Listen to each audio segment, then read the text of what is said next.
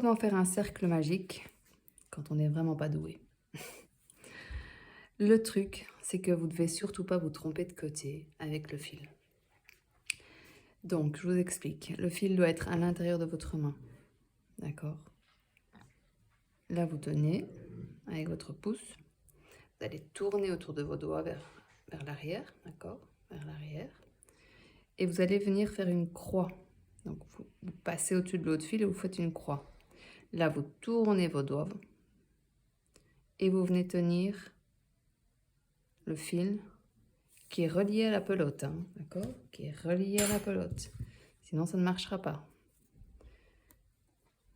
Voilà, donc vous avez votre fil coupé qui est ici, de ce côté-ci, et le fil de la pelote ici. Et c'est ça l'astuce. Si vous vous trompez de côté, c'est fini. Alors, vous passez votre crochet en dessous du premier fil, d'accord? Et vous allez chercher le deuxième fil. Vous passez en dessous et vous allez faire pivoter votre crochet. Voilà. Et là, vous avez déjà une première boucle. Mais bon, ça va pas tenir grand-chose pour l'instant. Et vous allez prendre ce fil qui est toujours relié à la pelote. Vous allez prendre ce fil et vous allez le passer dans votre première boucle. Et voilà. Et là, bah, vous pouvez lâcher.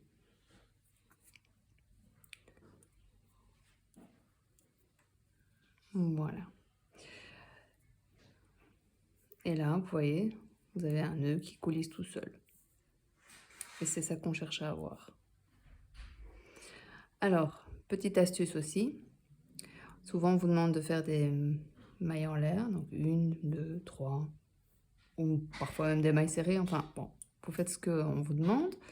Ça dépend de votre projet. Et vous faites par exemple, une bride.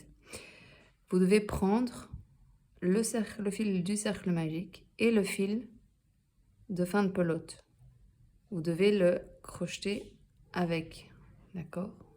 En faisant, bah ici c'était une bride, j'avais dit une bride, donc on fait une bride. Voilà. Vous devez absolument en fait faire passer ce fil dans